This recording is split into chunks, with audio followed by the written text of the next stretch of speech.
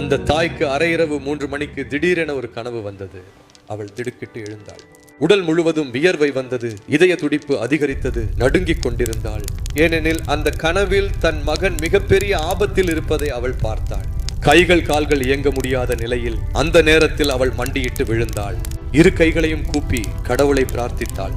ஐயா, என் மகன் ஆபத்தில் இருப்பதாக எனக்கு கனவு வந்தது. என் மகன் படிப்பதற்காக வேறு ஊருக்கு போயிருக்கிறான். அந்த நகரத்தில் தங்கி இருக்கிறான். என் மகனுக்கு என்ன நடக்கப் போகிறது என்று எனக்கு தெரியவில்லை. எல்லாவற்றையும் நீயே பார்த்துக் கொள்கிறாய். எல்லாம் உனக்கு தெரியும் அல்லவா? நான் பிரார்த்தனை செய்கிறேன், என் மகனுக்கு எதுவும் நடக்காமல் பார்த்துக் கொள்ளையா என்று அந்த தாய் முழங்காலில் விழுந்து மகனுக்கு எந்த ஆபத்தும் வராமல் பாதிப்பு ஏற்படாமல் பிரார்த்தனை செய்தாள். அப்படி பிரார்த்தனை செய்து கொண்டிருக்கும் போது தேவனின் சந்நிதியை அனுபவித்ததால் அவளுக்குள் இருந்த பதட்டம் குறைந்தது, அழுத்தம் குறைந்தது, அமைதி வந்தது. வெளிச்சம் வந்ததோ இல்லையோ, மகனிடமிருந்து ஒரு போன் வந்தது. தாய் போனை எடுத்தாள். அம்மா, கண்ணா.